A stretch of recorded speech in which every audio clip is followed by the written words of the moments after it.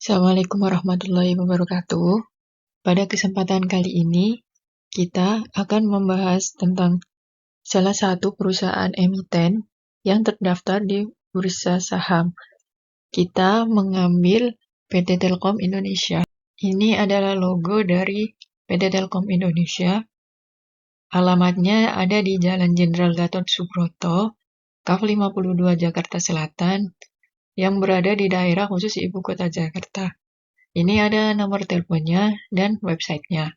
Deskripsi singkat tentang PT Telkom Indonesia. PT Telkom Indonesia atau Persero Tbk atau Telkom adalah badan usaha milik negara atau BUMN yang bergerak di bidang jasa layanan teknologi informasi dan komunikasi dan jaringan telekomunikasi di Indonesia.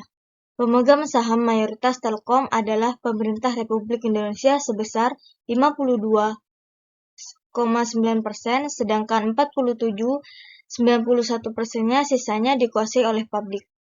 Saham Telkom diperdagangkan di Bursa Efek Indonesia atau BEI dengan kode TLKM dan New York Stock Exchange dengan kode TLK. Misi dan visi PT Telkom Indonesia. Misi yang pertama, mempercepat pembangunan infrastruktur dan platform digital cerdas yang berkelanjutan, ekonomis, dan dapat diakses oleh seluruh masyarakat.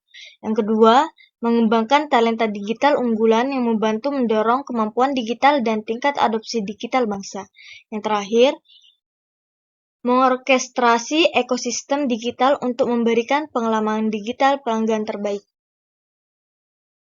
Kemudian, visi, yaitu menjadi digital telco pilihan utama untuk memajukan masyarakat. Produk atau layanan yang ditawarkan. PT Telkom Indonesia menyediakan 6 portofolio produk, yaitu yang pertama mobile, riset, wholesale, and international. Yang keempat, network, infrastruktur. Yang kelima, enterprise digital. Yang terakhir, konsumer digital. Analisis sektor industri PT Telkom Indonesia. PT Telkom Indonesia atau Persero, Tbk atau Telkom secara konsisten terus mendorong pertumbuhan ekonomi nasional. Salah satunya melalui program peningkatan tingkat komponen dalam negeri atau TKDN di perusahaan. Telkom Group berkomitmen untuk mendukung program peningkatan penggunaan produk dalam negeri atau P3DN dari pemerintah, demi mengurangi komponen impor dan menyerap lebih banyak tenaga kerja sehingga dapat mendorong pertumbuhan ekonomi nasional menjadi lebih baik ke depannya. Telkom Group juga berusaha menjembatani antara teknologi owners dengan local manufacturers agar program P3DN dapat terwujud menjadi tanpa mengesampingkan kualitas barang dan jasa dengan harga yang kompetitif. Hingga saat ini, tren TKDN di Telkom Group terus meningkat, dari 24% di tahun 2016 menjadi 34% di akhir 2019. Ditargetkan tingkat TKDN Telkom ini mencapai 43% pada tahun 2024. Nah, selanjutnya ada fundamental PT Telkom Indonesia. Nah, kita mengambil perbandingan rasio keuangan untuk perusahaan ini 3 perusahaan, yaitu Menara Nusantara, PT Tower Bersama Infrastruktur, dan Tunas Pratama. Nah, yang pertama ada TIR saham, baik PT Telekom, Menara Nusantara, dan Tower Bersama Infrastruktur. Saham TIR ini satu dengan market cap besar, yaitu di atas 40 triliun. Dan sedangkan Tunas Pratama, saham TIR 1 dengan market cap menengah di atas 1 triliun. Dan yang kedua ada net profit. Baik Telkom, Menara Nusantara, PT Tower Bersama Infrastruktur, itu perusahaan mencetak laba positif 5 tahun berturut-turut. Nah, sedangkan Tunas Pratama ini perusahaan mencetak laba positif 3 tahun berturut-turut. Nah, pada rasio hutang, PT Telkom Indonesia ini rasio hutang kurang dari 1, yaitu 0,6 kali modal. Yang Menara Nusantara ini 2,96 kali modal. Yang Tower Bersama Infrastruktur 2,64 kali modal, dan Tunas Pratama 0,59 kali modal. Yang keempat, net profit margin. Baik PT Telkom Indonesia, Menara Nusantara, PT Tower Bersama Infrastruktur, dan Tunas Pratama ini profitabilitasnya baik. NPM lebih dari 10%. Yang PT Telkom Indonesia 17,86%. Yang Menara Nusantara 29,44%. Yang PT Tower Bersama Infrastruktur 21,47%. Sedangkan Tunas Pratama ini adalah 60,81%. Nah, selanjutnya ada return on equity.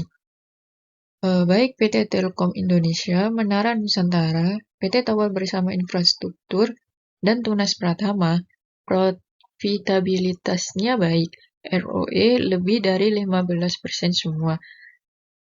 Yaitu Telkom Indonesia 17,33%, Menara Nusantara 22,61%,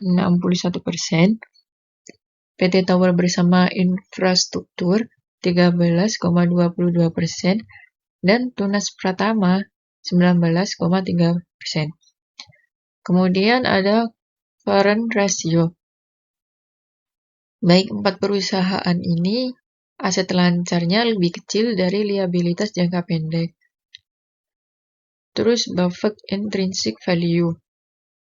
PT Telkom Indonesia dan Menara Nusantara ini sama. Overvalued, harga saham di atas harga wajar yaitu 0. Sedangkan PT Tower Bersama itu 1,461 dan Tunas Pratama 45,828. Kemudian ada price to book value. Baik 4 perusahaan ini overvalued. PBV lebih dari 1 kali valuasi perusahaan. Yang Telkom Indonesia ini 2,74, yang Menara Nusantara 2,79, yang PT Tower Bersama Infrastruktur 4,32, dan Tunas Pratama 7,65. Dan yang terakhir ada earning per share. 4 perusahaan ini sama-sama belum mencetak EPS positif selama 3 tahun berturut-turut. Selanjutnya ada sentimen pasar terhadap saham PT Telkom Indonesia. Nah, ini ada berita yang berjudul saham Telkom terguncang 2 sentimen negatif waktunya beli. Ini pada tanggal 28 bulan 7 tahun 2023. Ini link beritanya. Perkembangan terhadap harga saham pada berita ini itu adalah saham PT Telkom Indonesia mengalami penurunan sebesar 3,3% dalam sepekan terakhir dan turun 4,1% ke level 3.720 pada hari sebelumnya. Ada juga berita tentang siap-siap TLKM bakal bagi dividen sampai 80% dari laba bersih pada tanggal 9 bulan 4 tahun 2023. Perkembangan terhadap harga saham berita ini adalah dividen direncanakan sebesar 65% sampai 80% dari total laba bersih tahun 2022.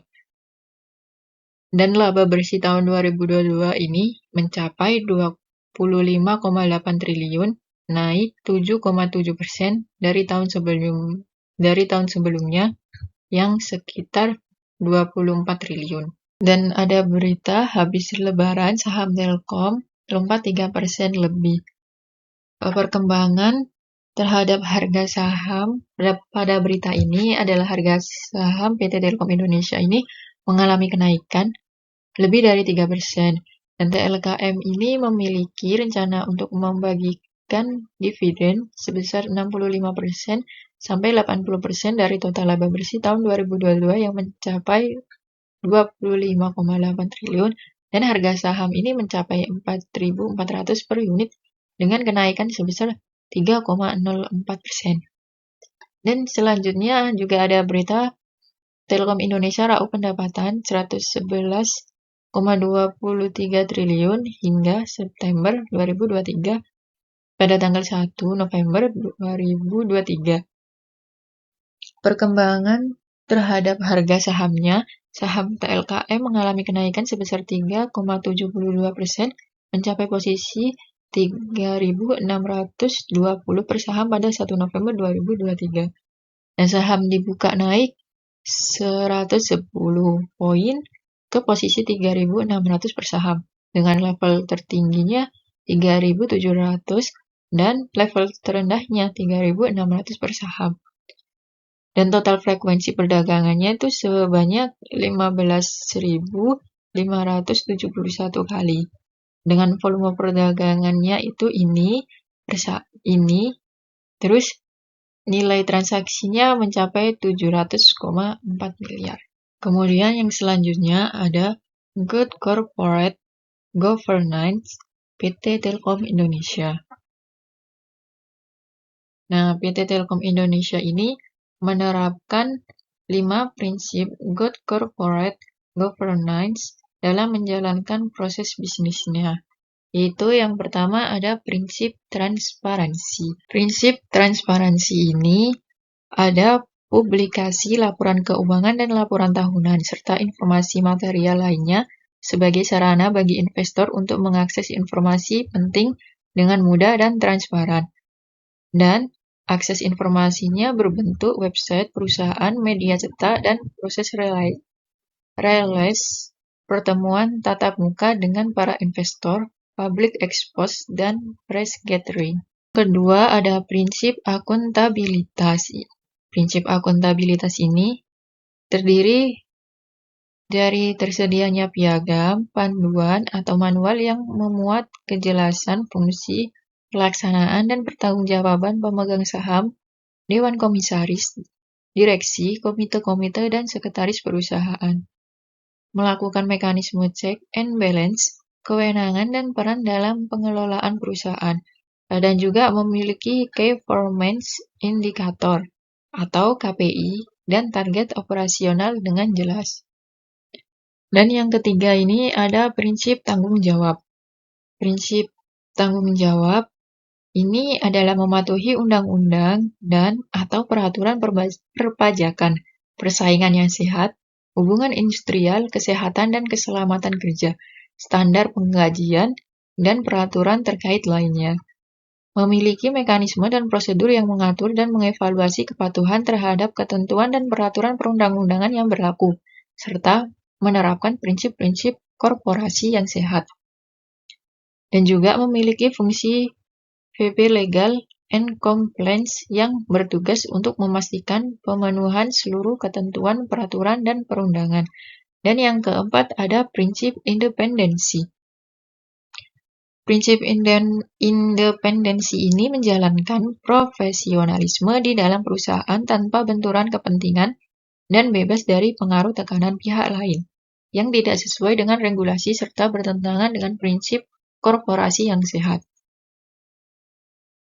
Dan mencantumkan aturan-aturan atau wewenang pengambilan keputusan korporasi dalam board, charter, maupun anggaran dasar perusahaan yang menekankan pada independensi, dan juga memiliki kebijakan tambahan dalam pedoman tata kelola perusahaan yang berorientasi pada prinsip independensi seperti kebijakan transaksi benturan kepentingan, larangan donasi partai politik, dan larangan hubungan afiliasi.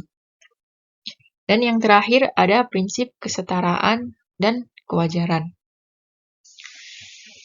Prinsip kesetaraan dan kewajaran ini menerapkan prinsip kesetaraan dan kewajiban dalam memenuhi hak-hak pemangku kepentingan yang timbul berdasarkan